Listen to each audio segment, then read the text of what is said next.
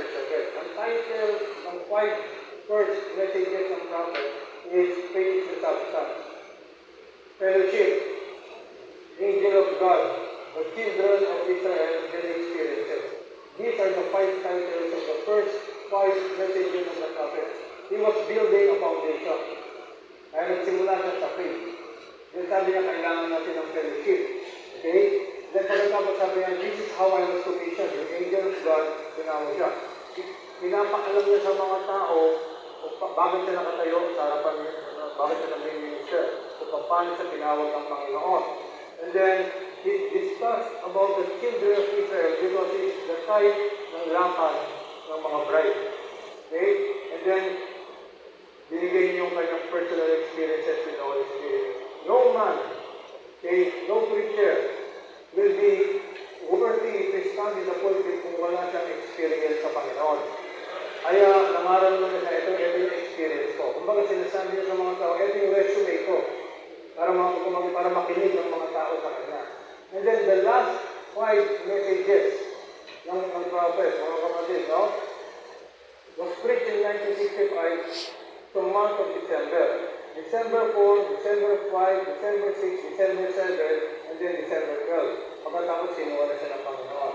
So yung in-reach niya ng December 4, the first time we ever preached, entitled The Rapture. Okay, pakinggan naman yung mga title. And then December 5, the day after, magkakasunod dyan, things that are to be. Yung mga darating na bagay. Kumbaga, pinapangunan niya na, ito yung mangyayari pag umalis na ako. Okay? And then, December 6, pinreach niya yung message ang title, Modern Events Made Clear by Prophecy. Kumbaga, sinasabi, yung mga pinrophesied sa Scripture, Old Testament, New Testament, nangyayari na ngayon sa modern events. Okay? Including our time. And December 7, ang pangalan niya muli is leadership. He was, nung nag-pray ka siya sa uli, he was turning over the church, the congregation, the bride, to the Holy Spirit. Okay? Basahin niyo, mababasa niya yan. Okay? And then the last service, communion. So if you are sensitive enough, the title of this message is, at pag binasa niyo pa ito, marirealize it, the first 5 messages, he was building a foundation. The last 5 messages, he was preparing the people for the coming of the Lord. Okay? Kaya ka lang maging sensitive tayo. It's not just a quotation, it's not just a preaching. Next na sabi, it is like a puzzle na binubuo ng Panginoon through the message. Kaya pag binasa mo yung message, may makikita ka na hindi makikita ng mga denominational Christian. Okay? And only the Spirit of God, no, na nasa puso nyo, makakadiscern nun. Kaya there are 2 people na nakikinig ng the same message, kayo mag-bless, sila hindi. Bakit? Because walang bitin. Because hindi walang bitin ng Panginoon. So we will not isolate them, kundi magpapasalamat ng tayo sa Panginoon na tayo binigyan ng pagkakataon ng Panginoon, binuksan ng isip natin. We are not better than them in any way, but amen. But God, by His grace and mercy, tinawag niya tayo by election. Now, tignan niyo mga kapatid, no? Preparation. Yan ang pinag-usapan natin. Preparation is being made in our everyday life. Okay? Our food to eat, pinaprepare natin yan. I believe lahat ng kumain kanina rito, nag-prepare yung food na kanina umaga. The clothes you wear today, nag-prepare kayo, siguro kagabi, pinaprepare nyo na yan. So life is full of preparation. Okay? Pag pupunta ka sa trabaho, nagpe-prepare ka. Pag pupunta ka sa school, nagpe-prepare ka. Pag pupunta ka sa church, nagpe-prepare ka.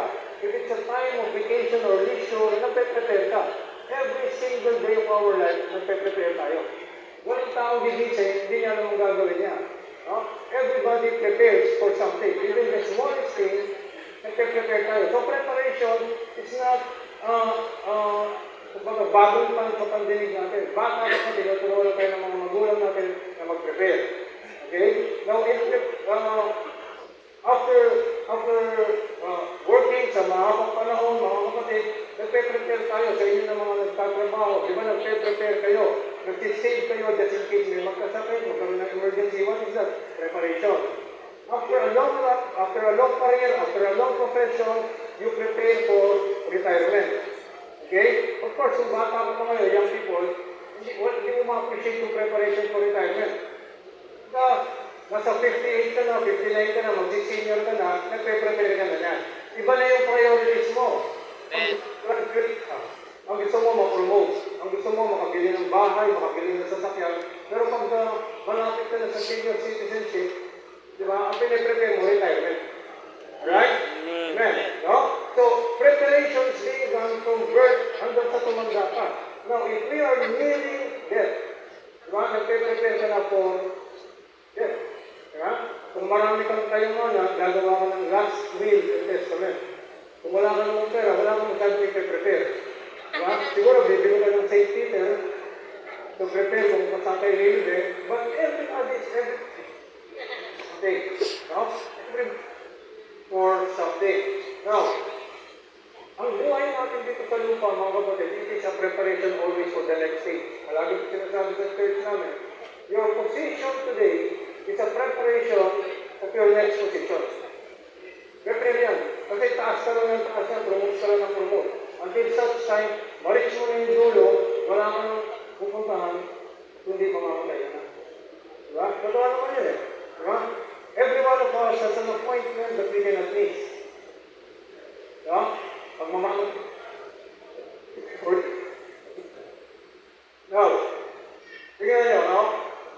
In preparing, there are different stages. Okay. And I will give an example para mas maunawaan natin. When last 2005, I was hired by IBM Philippines as a consultant for risk management. That is my expertise, risk. So any man-made disaster or natural disaster, my job, my responsibility is to make a policy for the whole IBM Philippines, Luzon, Visayas, and Mindanao. Nakapalo lahat ng kanila. Kasi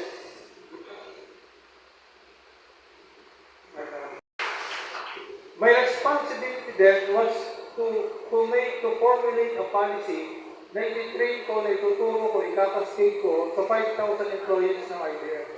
Okay, tuturo ko yung management. So what is my main focus is crisis management. Pag may dumating na crisis, emergency, or disaster, whether man-made or natural disaster like flood, di ba, earthquake, o kaya pag man-made disaster, fire, terrorism, or whatever it is, kailangan meron akong plan, may preparation ako. So the first stage of preparation, mga kapatid, is yung preventive. No? Kasama rin yung training, ibibigay mo yung mga tao yung dapat gawin in case nagkaroon ng emergency. The second stage of preparation, mga kapatid, is yung initial response. Kapag nagkaroon na ng problema, nagkaroon ng massive earthquake or bomb explosion, alam ko kung ano yung gagawin sa mga database, sa mga yung cyber security, pati yung sa safety ng employees. After the disaster, kailangan meron akong plan for disaster recovery program. So before, during, and after, comprehensive plan yun, preparation. Now, after all these things happen, nagkaroon na ng disaster, natapos na, magkakaroon kami ng tinatawag na debriefing. Yung debriefing, it happens with all the managers, with all the ExCom and everything na nakausap mo, pag-uusapan yung tatlong bagay, what went right, what went wrong, and how you can improve. Part pa rin ng plan yun. Kailangan ganun ka-comprehensive, kaya hindi ka magugulat na lumindol ng 8.5 magnitude, hindi mo alam na nangyari. Dapat alam mo kung ano yung gagawin na may mangyari. And you need a lot of study para malaman mo kung paano gagawin yun. That is for the plan or a preparation for risk management. Pero pagdating sa eternal life, one time lang. Pagdating sa eternal life, walang debriefing. One means you die. Pag na-miss mo yung eternal life preparation, iwan ka. Bakit may iwan ka ito? You will be here. Sabi doon sa wailing and gnashing of teeth during tribulation. Okay? Ibig sabihin, if you will not prepare today, mga kapatid, may iwan tayo. Okay? So, importante yung preparation kasi yung spiritual or eternal preparation, one time lang yan. It's either we accept it or we reject it. Now, let me read to you, mga kapatid, no? a quotation dito sa message niya, oncoming storms of judgment. Sabi niya, Jesus was speaking here. Ang opening text niya, binasa natin kanina. Sabi niya, Jesus was speaking here of a coming storm which has got to strike every man and every woman that's born in the world. Ano yun? The storms of judgment. Okay? There is just no way out of it. The storm will strike sometime or another, and it depends on what kind of foundation you have. Saan ka magbabase? Sa foundation na meron ka. Okay? Whether you have a house, will weather it or not. Sabi niya rito, there has been many lives saved because of preparation for storms.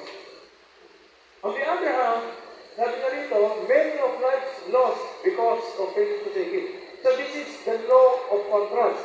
Yung makikinig, masisave. Yung hindi makikinig, yung makikinig, masisave. Yung hindi makikinig, hindi masisave. So it's simple. Simple lang ang message eh. Yes or no lang eh. Pinapahirap lang natin eh.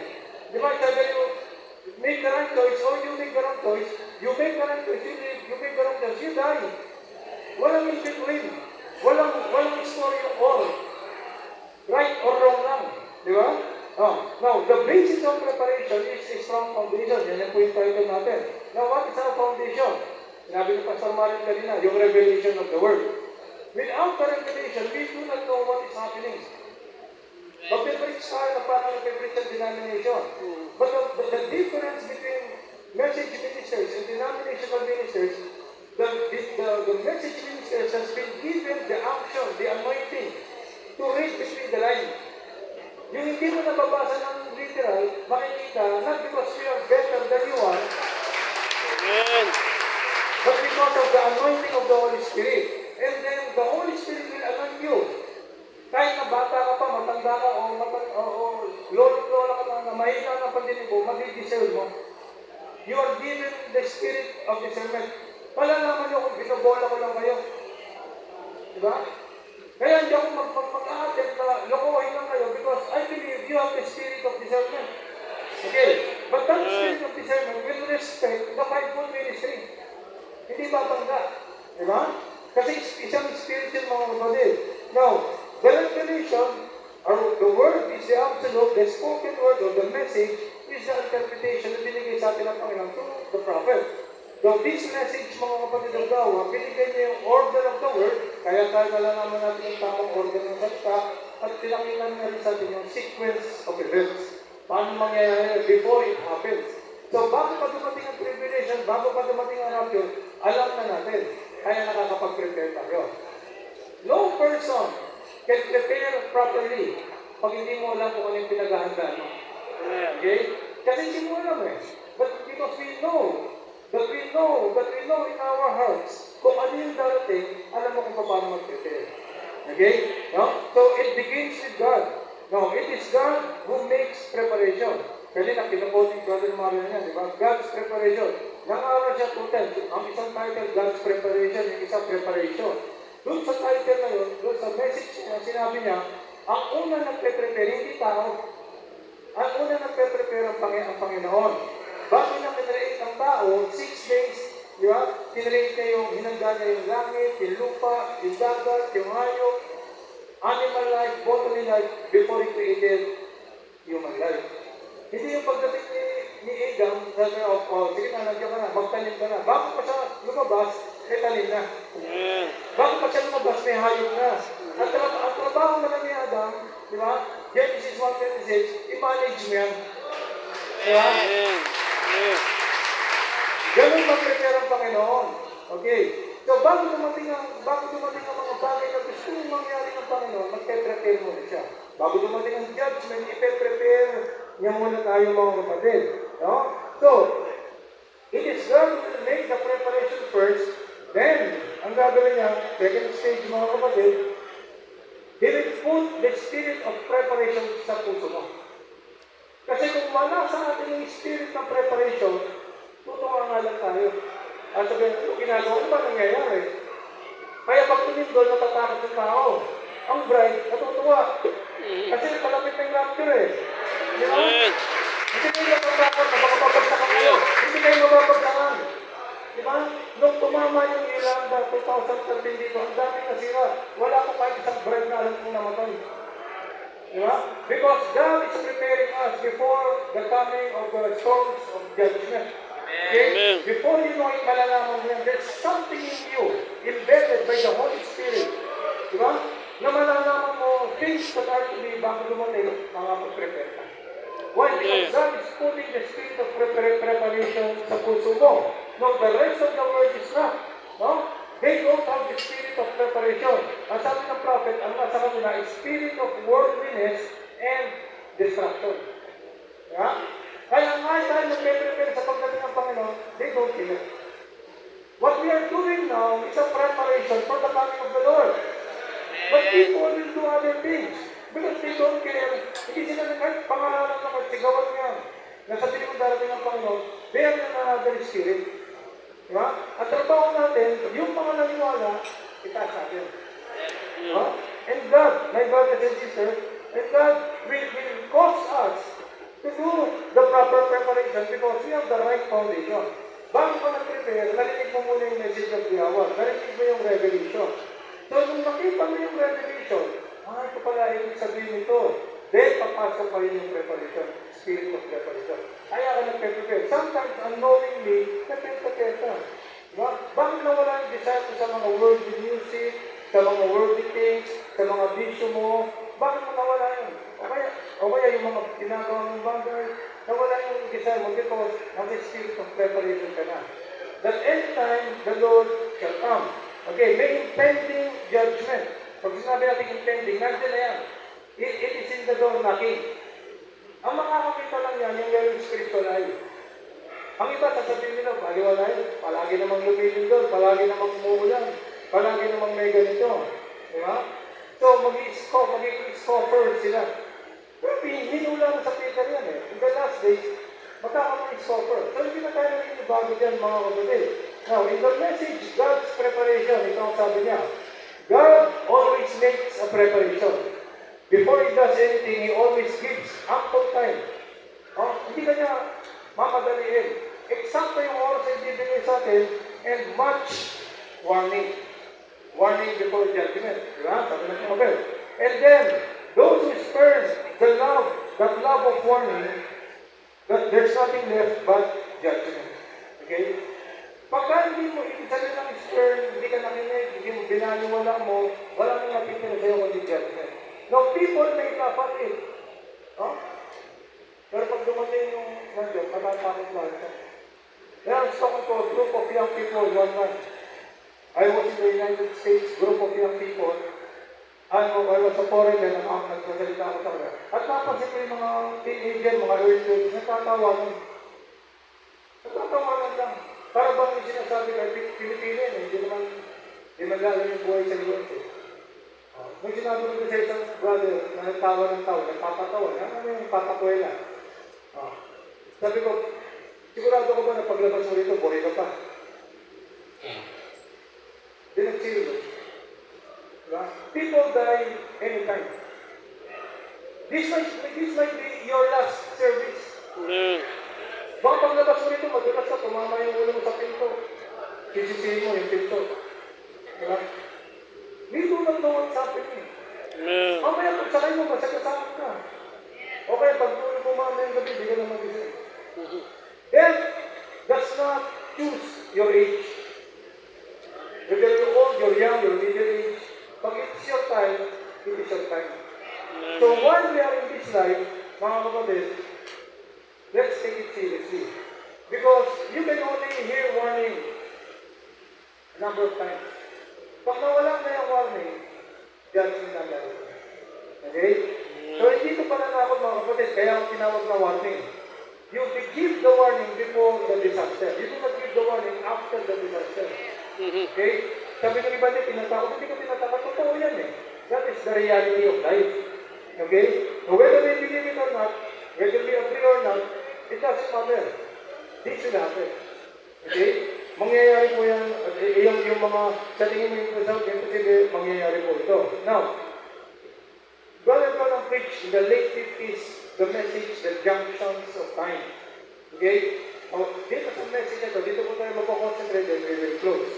Sabi niya rito, babasahin ko lang, tapos kapaliwanag ko na lang yung iba. Sabi niya doon, there's junction on this grand old highway that we travel to glory. So all of us, we are in a spiritual journey. I'm 60 years old. Yung iba sa inyo, 15 years old or 17 years old, malayo pa yung tatakbuhin nyo. Ako, konti na lang eh. Nakikita ko na yung finish line. Kung baga sa amin, palubog na yung araw ko eh. Di ba? Yung iba sa inyo, pasikat ka lang. Nevertheless, pag tumatal pa ang Panginoon, darating din kayo sa position ko. Okay? But the point is, we will have an ending. We are traveling to glory. And sabi niya rito, and it always it takes the miraculous to speak the omnipotence. Omnipotence is the all-powerful, and it takes miraculous to vindicate the omnipotence. Sino yung omnipotent? God. All-powerful. Sabi niya, pag nagsalita siya, the miraculous happens. Ibig sabihin, the word alone is not enough. Kailangan may miracle na mangyari. Alam niyo kung ano yung greatest miracle na nangyari sa atin? Na bago yung buhay natin. Amen. Kasi, yung sakit na bumalik, magkakasakit din yan. Yung walang pera na nagkapera, mauutos din yan. Yung relationship na nabuo, mag-aaway uli yan.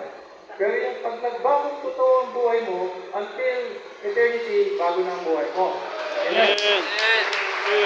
So pag sinabi natin greatest miracle, hindi yan supernatural. Kasi nababago ang buhay mo, tahimik lang yan eh. Di ba? But people are seeing you. The way you talk, the way you walk, the way you think.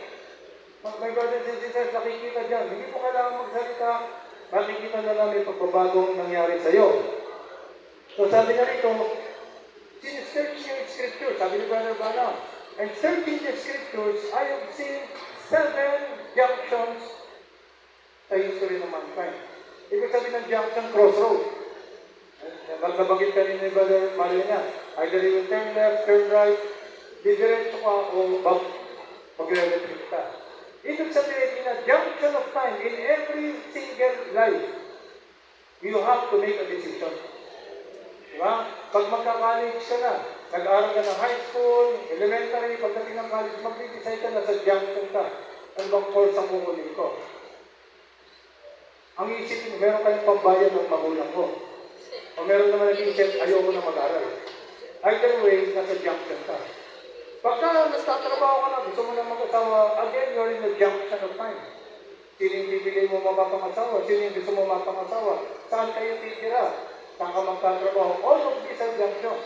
And then when you meet the Lord face to face, hindi ko sinasabi na baptized ka. Because some of us here were baptized because we were children of message believers. Pero hindi ka pa nakakonvert. Pero darating sa buhay mo, magkakaroon ka ng actual experience sa Panginoon. It is a junction kung tutuloy ka sa Panginoon mo, hindi. Okay? No? So itong junction na sabi ng prophet, ito from Old Testament to New Testament, ito yung mga major junctions. At sabi niya, every junction, when we hit the junction of life, ang sabi ng prophet, sabi niya, ulit-ulit sinabi niya kanina, the omnipotence speak and the miraculous takes place. Mangungusap ang Panginoon ay makikita kang milagro. Okay, first junction, mga kapatid, sa time of Noah, sabi ni prophet, ito yung flood. Diba? It was omnipotence. Diba? Speaking to Noah, na darating yung flood. Bakit dumating yung flood? Bakit junction yun? Because when God created the world, after 2,000 years, sabi niya, yung mga tao, God, Genesis chapter 6, sabi niya, God saw the wickedness. Genesis chapter 6, verse 5. God saw the wickedness of man. At sabi niya, yung imagination daw ng tao was only evil continually. Can you imagine? Isipin niyo, just take a moment sa verse na ito. Yung thoughts of his heart, ibig sabihin yung iniisip niya araw, was evil continually. Bakit siya matulog? Puro kasama ng iisipin niya. Pagkagising niya, paano ba ako gagawa ng masama? Bakit siya kumain? Ano ba kasamaan ng gagawin ko? Habang kumakain, ano ba pwede kong gawin kasamaan? Those were the kind of people during that time. Ngayon, medyo okay pa eh. Yung masama, mag-iisip pa na mabuti ang sandali. But this time, the Genesis chapter 6 verse 5, it was only even to be willing na sabi ng Panginoon, enough is enough. I-judge ko na yung mundo. So it was a junction. Oh, and people have to choose. God gave a provided way through Noah, the ark. Pero hindi sila sumunod doon, kaya nag-perish sila.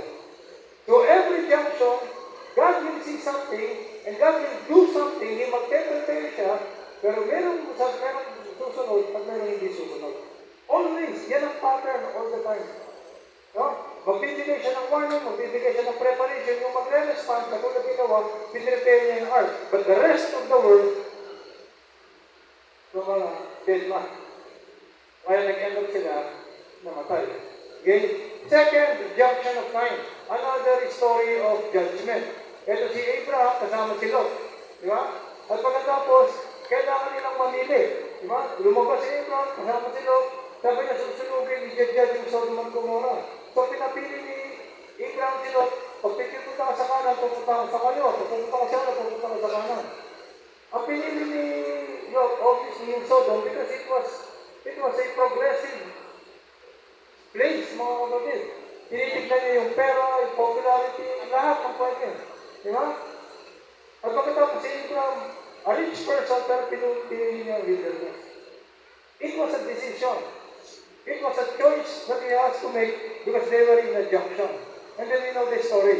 Di ba? Umulan ng asupre, umulan ng apoy sa Sodom and Gomorrah because the Sodomite condition, sexual perversion, was so prevalent na hindi na kaya ng matiis ng Panginoon. Kaya ang magagawa nila, come out. Kasi hindi na kaya i-redeem yung mga tao. But the decision of Lot to follow the leading of the angel, mga kapatid, it was, kumbaga, monumental in the sense na kung hindi siya sumunod, judgment ang mapupunta sa atin. Tandaan niyo, mga kapatid, our decision will determine our destiny. Ulitin ko, our decision will determine our destiny. Wrong decision, yun ang magiging destiny mo. Okay? Now, the third junction of time was the time of Exodus, Moses. Diba? Pinapili siya, Exodus chapter 3. I have heard the cry of my people by reason of bondage. Ang ibig sabihin, mga kapatid, for 400 years na bondage sila, hindi ba sila pinakikinggan ng Panginoon? Pinakikinggan. But it was not that time. Pero nung nag-hit sila sa junction, the omnipotence spoke. And the miraculous took place. Si Moses, nakita niya yung burning bush, nakusap pa niya, and the rest of the story, ginamit si Moses to deliver the children of Israel out of bondage. It was the third major junction sa history ng mankind. Okay. The fourth is time of Elijah. Bakit major yung time ni Elijah? Because it was a time na yung mga religious movement during that time was already perverted because of compromise. Nagsimula kay Haring Solomon, nag-asawa siya ng mga strange women na ipasok yung idolatry sa Israel. Kaya pagdating kay Ahab, king of Israel, ang napakasawa niya si Jezebel. So yung religion ni Jezebel, nag-mix sa religion ng Israel. So na-pervert, idolatry, lahat ng klaseng karumihan na ipagulot. So somebody has to restore the altar. And that duty, that obligation was given to Elijah. Kaya mababasa natin sa 1 Kings 18, hindi natin bubuksan to take time. Sabi niyo, pinrepair niya yung altar. Again, there is the word preparation. Kailangan i-prepare bago bumagsak ulit yung consuming fire ng Panginoon. Otherwise, hindi malulugod ng Panginoon sa ginagawa nilang religious activity. So it became a major junction kapag ang buong mundo nagkakagulo na. Kung ano yung tamang religion, kung ano yung tamang doctrine, God will take over. The omnipotence will speak, and the miraculous will happen. Kaya nagbira ng Panginoon, kinonsume lahat. At pinatay ni Elijah yung 400 false prophets ni Baal. Okay? So, that is the fourth. And the fifth, sabi ng prophet, 5 is the number of grace. Okay? So, yung fifth junction was Jesus Christ. Yung cross of Calvary. Nung dumating na siya, it was the fulfillment of all the law and the prophets. So, we are looking forward sa sa first coming ng Panginoon, dumating na ito mga kapatid, di ba? Kaya pagdating sa John, sa book of John, di ba? Nakarecord doon, sabi ng Panginoon, it is finished. Natapos na yung ginawa niya. A junction, a major junction na ang Panginoon nangungusap. But before that happened, nagpe-prepare ang Panginoon. Pinirepare niya si John the Baptist. Pinirepare niya yung mga propeta. Pinirepare niya si Mary. Pinirepare niya si Simeon na nag-dedicate to Jesus Christ. All these were preparation kasi nagdarating na junction of time. No, pagdating sa 6, sabi ng prophet, tumakbo na, nagkaroon na ng church. Pagkatapos pumasok tayo sa Dark Ages, yung Bible ay tago. So wala nakakaroon sa salita ng Panginoon. So God has raised the Catholic priest by the name of Martin Luther. Para mabuksan sa kanya yun, i-translate niya sa German language, at pagkatapos ipangaral niya, kaya imagine yung mga pare ng panahon ngayon, nangangaral nila ng mga bagay na hindi nila naiintindihan. Yeah? Puro Latin yung salita nila. It has to be translated in a modern day language na naiintindihan ng tao. So nangyari ang mga kapatid dito sa major transition, then dumating si John Wesley, nakita niya, kailangan pala it's not just the word, kailangan may holy living. It's not just enough na sasabihin message, believer ka. Kumakanta ako sa Panginoon, nag-mission ako. We have to have a holy living. Pag walang kabanalan, religion lang yun. Diba? It is a hard thing to say, pero yun ang katotohanan. No? So, paano mo masusukat ang isang message believer? By the way he lives, or the way she lives. Yung holy living, mga kapatid. Now, of course, we do not judge people. Binanggit na kanina yun, di ba? We do not judge people before the appointment time. Baka hindi siya holy living yun, baka pinaprocess pa rin siya ng Panginoon. Isang araw, he can live or she can live a holy living. Okay, so yun ang pang-balance po doon. So, pagdating nito mga kapatid, then, bumalik na yung kabanalan, na-restore na yung gift. Yung gifts of healing, speaking in tongues, and everything. That, my brothers and sisters, is the 6th junction. Ngayon, sabi ng prophet, pagdating ng 6th junction, what is next? Ano yung pang ito? Sabi niya, what's the next thing? Jesus Christ shall come again, the second time in glory, to receive all those who are dead in Christ and alive in God. God will bring everyone with Him, and the meek shall inherit the earth, and the great millennium will set it, sequence of events, and there will be no more war. They'll stop their arms and so forth and so forth. Kung pagka sinasabi niya rito, wala na tayong hinihintay sa panahon natin kung hindi yung pagbabalik ng Panginoon. Amen. But the reality, alam niyo kung sino naghihintay? Hindi naman tayo eh. Tayo ang hinihintay ng Panginoon na mag-perfect tayo. Amen. Amen. Kasi pag dumating siya ngayon, at exactly 4:30, November 1, 4:30 p.m., maraming may iwan. Alam niyo kung bakit? Because I can see your eyes right now. Ngayon pa kayo iniisip. Siguro iniisip niyo, anong oras matatapos si Brother Vernon? Gutom na ako. Right now, if you will be real honest, lumilipad na yung isip niyo sa gagawin niyo mamayang alas 6. Kaya pag tumating ang Panginoon, pag-ilit. Pag-ilit tayo, sa totoo lang. Kaya ang Panginoon, long suffering. Sabi niya, iniintay ko kayo. Hindi tayo nalintay sa Panginoon. So sabi ng prophet, God is waiting for us to be perfect. Bakit sinasabi we need to be perfect? Kasi yan ang sinabi sa Scriptures. Matthew chapter 5, verse 48. Sabi niya, be therefore perfect, as even your Father which is in heaven is perfect. So, the requirement is simple, but hard. Perfect. Ang hinihingi sa atin hindi, not less than perfect, not 99% perfect, but 100% perfect. Amen. Now, the question, is it achievable? Alam niyo mga kapatid, Panginoon, hindi mag-require pag hindi achievable.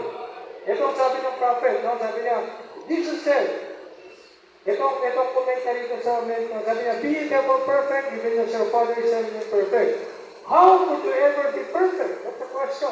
How could you ever be perfect? Sino mga karanta sa kamay na ito yung paraan? Wala. Pag tinanong niyo ako, Pastor, paano ako magiging perfect? Hindi ko alam. Pero may sinabi ang prophet. Sabi niya, Sabi nito, how could you ever be perfect? Sabi, but in the sight of Christ tonight, every born-again Christian is perfect. Amen. Amen. Sabi niya, I'm just as perfect, in God as Christ was. Sabi niya, you are too, every other believer. For it's not only my holiness, it's His holiness. God cannot accept mine, I have none. Wala tayong mapagmamalaki ng kabanalan sa Panginoon. Kasi palag ka ngayon, mamaya hindi na eh. Di ba? But I come in Christ by faith, and by Christ I'm in Him, and perfect in the sight of God. Kahit anong gawin natin, meron makikriticize sa atin. Kahit anong bike mo, may magsasabi sa iyo na wala sa ayos to. Totoo yan mga kapatid. Kahit anong ganda mo, kahit anong dami mo na pera, may makikriticize sa iyo. But we don't care kung ano sasabihin nila. What we care about is God who is you. Amen. Because in Christ, we are perfect in His sight. Nung sasabihin, Pastor, hindi ako nabibigyan ng opportunity para gumawa. Hindi ako, naniniwala pa kayo na hindi lahat ng tao nabibigyan ng equal opportunity? Sinong naniniwala na hindi lahat nabibigyan ng equal opportunity? Balik rin natin. Sino ang naniniwala na lahat ay merong equal opportunity? Wala rin. O sino ang walang alam? Okay. May kinausap ako ng group of believers. Sabi niya, hindi naman, Pastor, hindi naman kasi lahat nabibigyan ng equal opportunity. Kaya yung iba sinuswerte, iba hindi. Christian life is not about swerte or malas. Because the life of a Christian is predetermined by God. Sabi ng prophet, nothing happens by accident. God is behind every move. So walang aksidente. Ito ang sagot ko mga kapatid, Ecclesiastes chapter 9, verse 11. Sa mga nagsasabing, hindi kasi equal ang playing field eh. Yung iba mayaman at kailangan, iba mahirap. Pero ito ang sabi ni Solomon, by his observation. Sabi niya, I return, and so under the sun. But the race, yung karera daw, is not to the swift, yung mabilis, nor the battle to the strong. Neither yet bread to the wise, nor yet riches to men of understanding, nor yet favor to men of skill, but time and chance happens to them all. Translated to modern day language, hindi lahat ng karera nananalo yung mabilis. Hindi lahat ng malakas nananalo sa gera. Hindi lahat ng reward na tinapay sa mga matatalino lamang. Hindi lahat ng kayamanan doon sa mga nakakaunawa. At hindi nabibigyan ng pagod yung mga tao meron ng karunungan. At sabi niya, time and chance, everybody receives an opportunity sa buhay na ito. You are given the opportunity to live a good life. Pero pag hindi mo inayos ang pag-aaral mo, hindi ka nagtrabaho ng maayos, that is self-inflicted pain.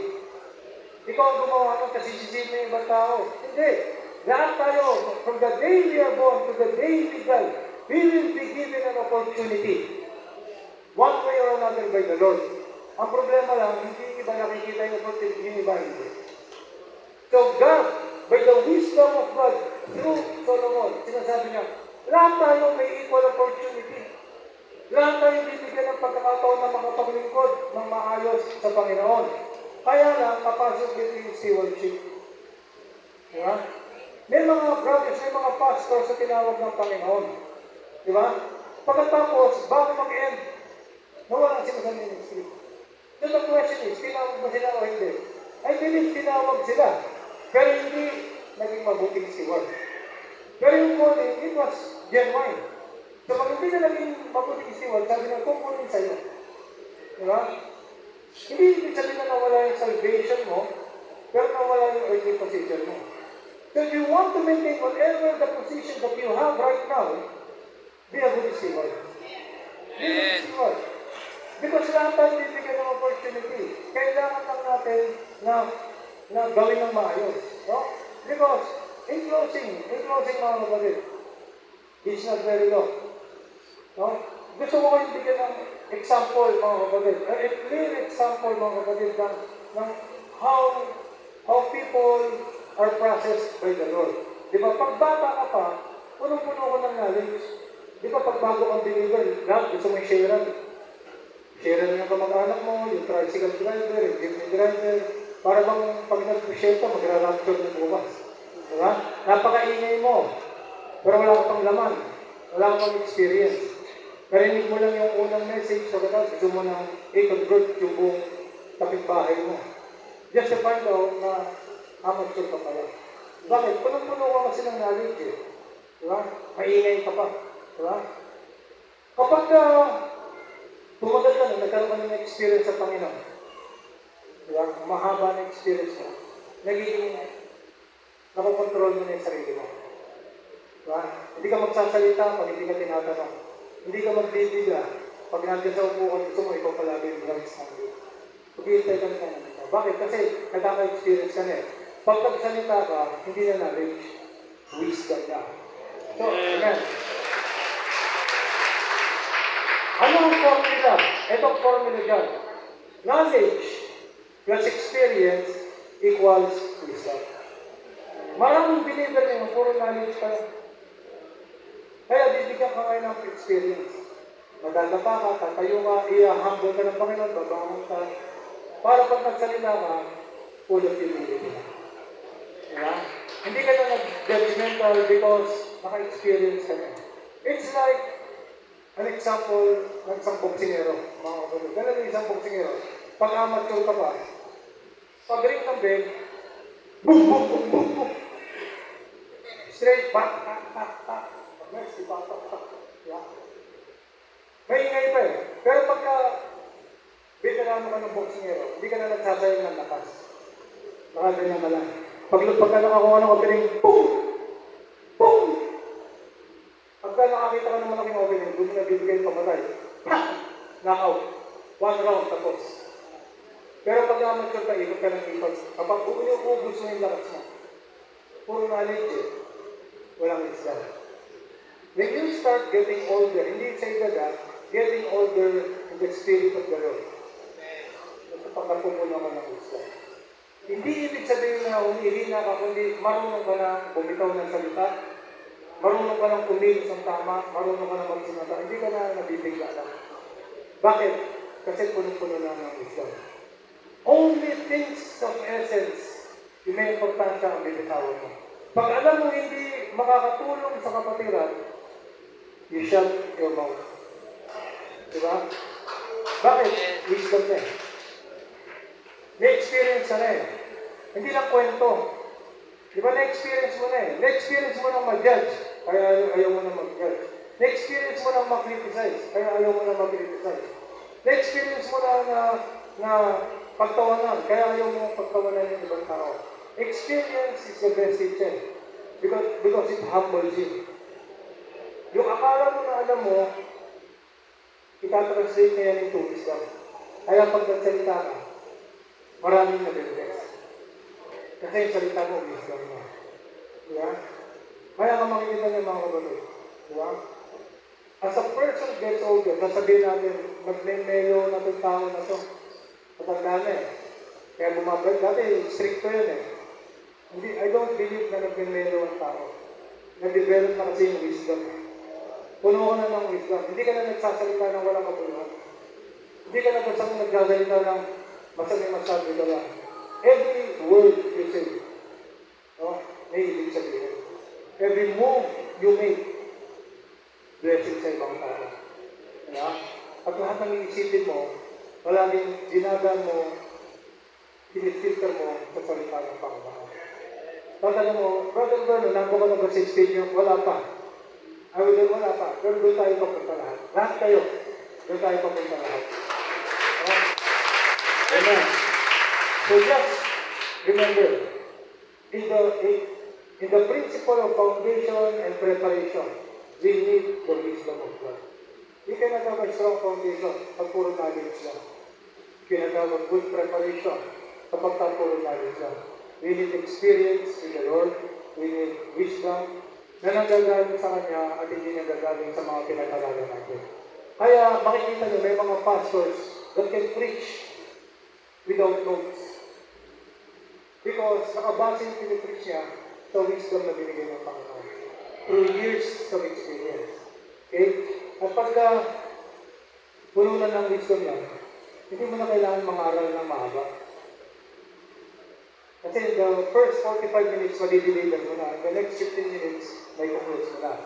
That's why ipapload sa natin yung ha? Because I feel the message nag-cross sa puso niya. Amen. Habaan ko man to, paulit-ulit na lang. But I hope and I pray that you got the point. Build a strong foundation, prepare properly, and obtain the wisdom from the Lord, and it will do good. God bless you, mga kapatid. At mga pagalitin tayo maging malakas sa paglakad sa Panginoon. Kaya ba ito all bow down your heads? Tayo po'y mananalangin na bago ko